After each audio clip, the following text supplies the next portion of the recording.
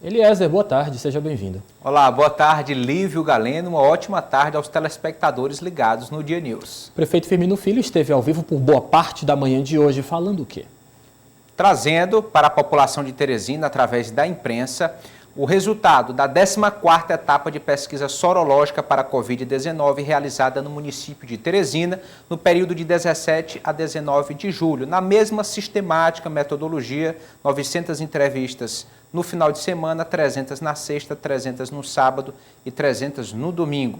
Disso sai um resultado de 12.120 casos oficiais confirmados. Esses foram os testados positivos, mas por amostragem a estimativa é bem maior, 201.768 teresinenses. Isso representa 17 vezes mais casos do que aqueles confirmados oficialmente, pelo mesmo problema da carência de testes, e aí a matemática ela traz essa dimensão mais próxima da situação da epidemia aqui na nossa capital. 23,33% da população, portanto, a partir desses números, está infectada atualmente na nossa região.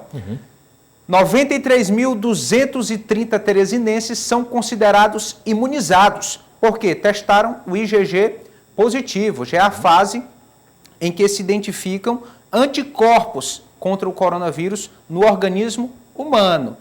E esses teresinenses já dão um bom sinal do controle da doença. Em que sentido? Eles funcionam como uma barreira. Se de repente eles têm um novo contato com o coronavírus, eles já não transmitem para outras pessoas, porque no seu próprio organismo o vírus vai ser combatido com os anticorpos. O R0, que é o índice que mede a transmissibilidade, a transmissão de pessoa a pessoa da Covid-19, ele infelizmente apresenta uma oscilação, mas o último dado é positivo. É importante comemorar. Por quê? Na 12ª etapa, o R0, esse índice de transmissão pessoa a pessoa, estava em 0,72. Significa que a cada 100 pessoas, elas transmitem para outras 72. É menos de 1 para 1.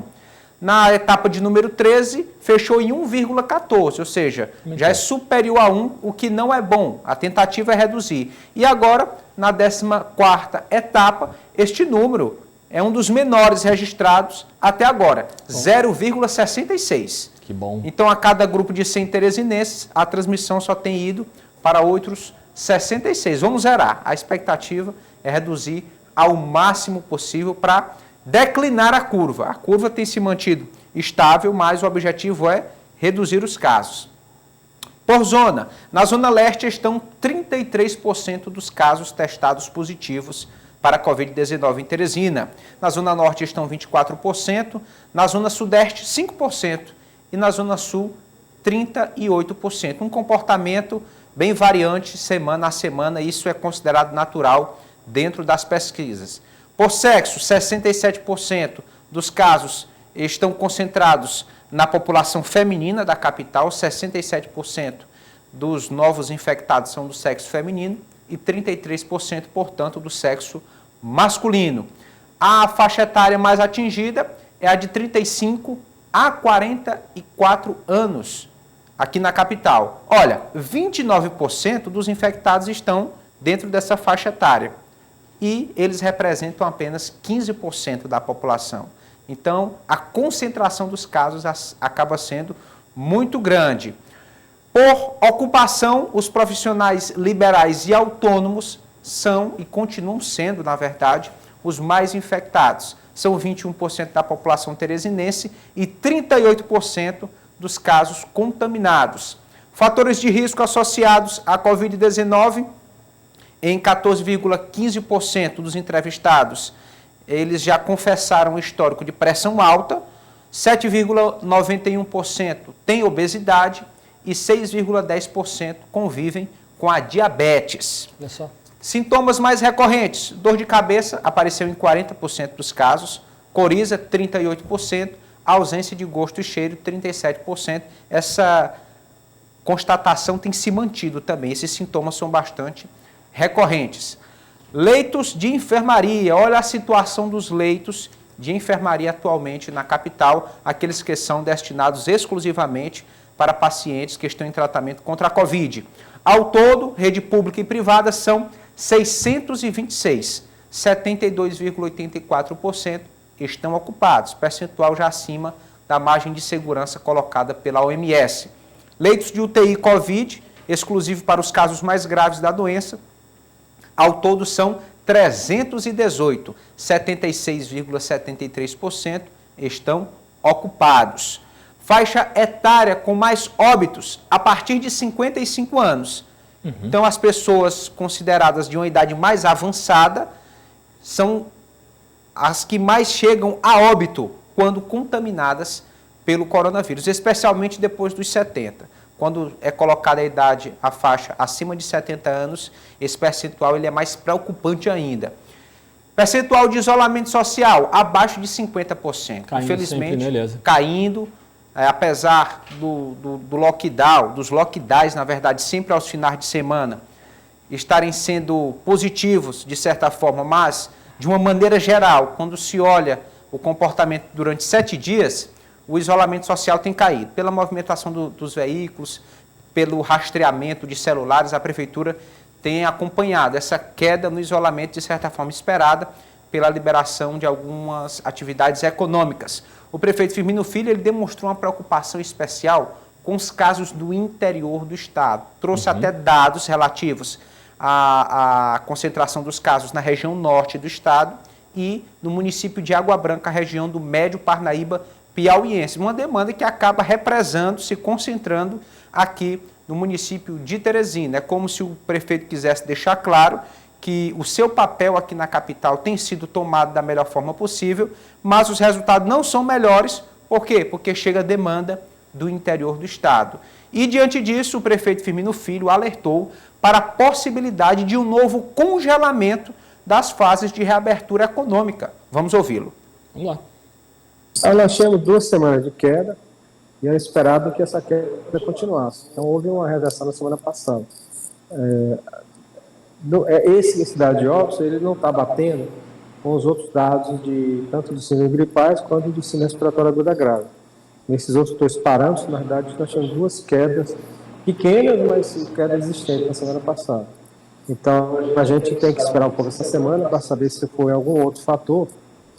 Basicamente, porque os dados de óbitos eles se referem a pacientes que entraram na rede hospitalar há 2 semanas atrás, ou eventualmente até 3 semanas atrás. Então, talvez a gente tenha dados diferentes nessa semana. Então, vamos olhar com muito cuidado os dados de óbito nessa semana. Se não houver reversão, aí a gente tem que, de fato, congelar todo esse processo de reabertura para que a gente tenha mais segurança nesse desarme.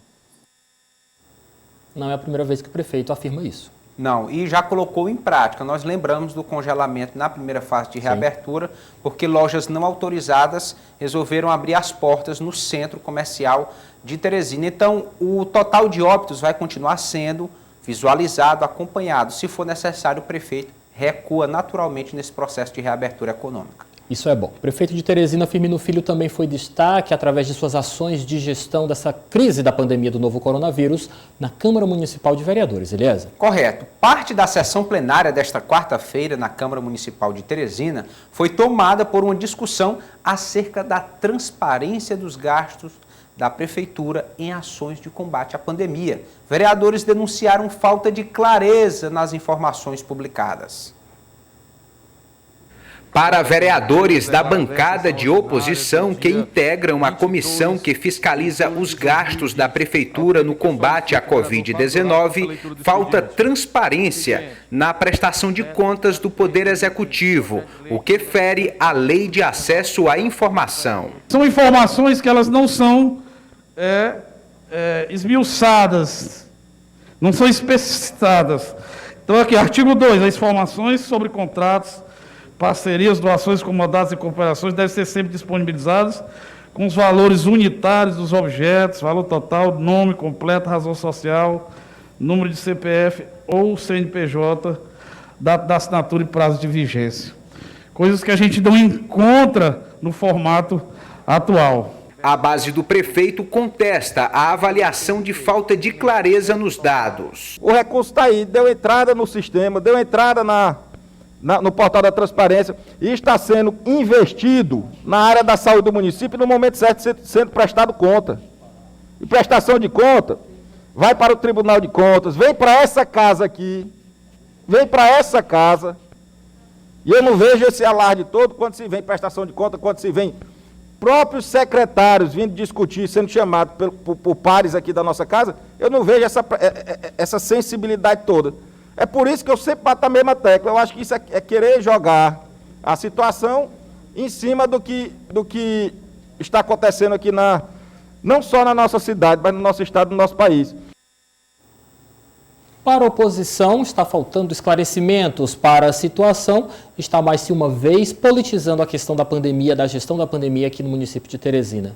Para você, Eliasa. Olha, essa questão ela não é nova, sempre se levanta esta necessidade de mais transparência, de informações mais acessíveis, dessa prestação de contas. Lembramos do momento de calamidade que é especial, o fluxo de caixa do poder público ele muda, o dinheiro ele é usado de uma forma menos burocrática, mais ágil, pela necessidade do estado de calamidade na saúde pública, para se atender às demandas da população. Então, alguns vereadores, especialmente os de oposição, acabam encampando esta cobrança maior. Assim como, se observarmos a nível de estado também, os deputados de oposição cobram mais essa transparência do governo do estado. É saudável, é salutar. O importante é que, no final das contas, a população tenha consciência, entenda quanto tem chegado, para onde tem ido. É uma informação essencial. Por quê? Porque o dinheiro saiu do nosso bolso. É o que a gente espera do Poder Legislativo, essa fiscalização. Eliezer, vamos falar agora de Fundeb. A Câmara Federal aprovou a PEC do novo Fundeb. A proposta, que seguiu para a apreciação do Senado, prevê 23% de participação da União no custeio da educação básica até 2026. Em 2019, os recursos do Fundeb arrecadados por meio de impostos municipais, estaduais e federais superaram a marca dos 166 bilhões de reais. 20 governadores brasileiros assinaram uma carta de apoio ao novo Fundeb aprovado na noite desta terça-feira, entre eles o governador do Piauí, Wellington Dias. O que queremos? Uma participação maior da União.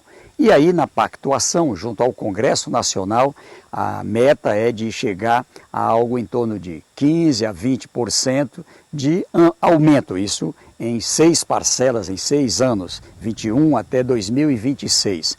Estou junto com os municípios, junto com os setores ligados à educação, na defesa dessa proposta. Estamos trabalhando com a nossa bancada federal. Durante a tramitação da PEC na Câmara Federal, líderes do Planalto tentaram destinar parte dos recursos do novo Fundeb para o Programa Social Renda Brasil, que deve substituir o atual Bolsa Família. Mas a tratativa foi rejeitada. O novo texto aprovado também proíbe o uso de dinheiro da educação para fins previdenciários, como o pagamento de aposentadorias e pensões.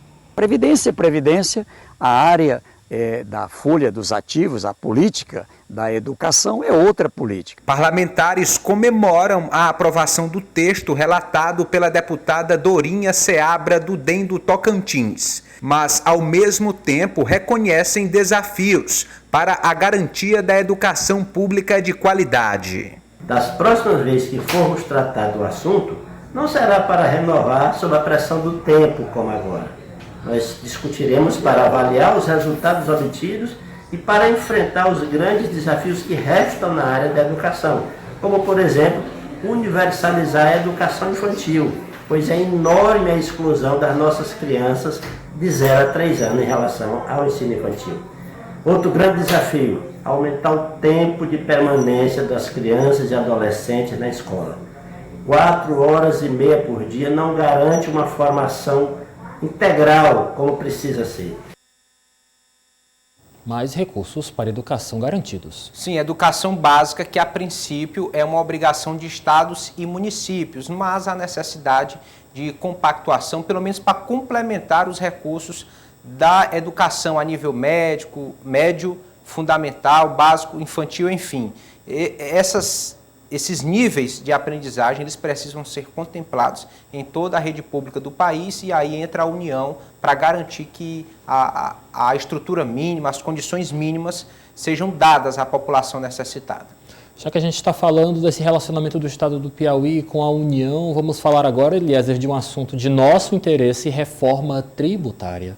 A primeira fase da reforma tributária apresentada pelo governo nesta terça-feira, dia 21, prevê a unificação do PIS e COFINS em um tributo sobre o valor agregado, com o nome de CBS, Contribuição sobre Bens e Serviços. O texto foi entregue pessoalmente pelo ministro da Economia, Paulo Guedes, aos presidentes da Câmara dos Deputados, Rodrigo Maia, e do Senado Federal, Davi Alcolumbre. Paulo Guedes destaca o objetivo de respeitar as formas de arrecadação local de estados e municípios. Não cabe a um ministro da Fazenda, e sim a um Congresso, legislar as relações entre os entes federativos. Eu não posso invadir o território dos prefeitos, falando sobre ISS, ou invadir o território dos estados, falando sobre ICMS.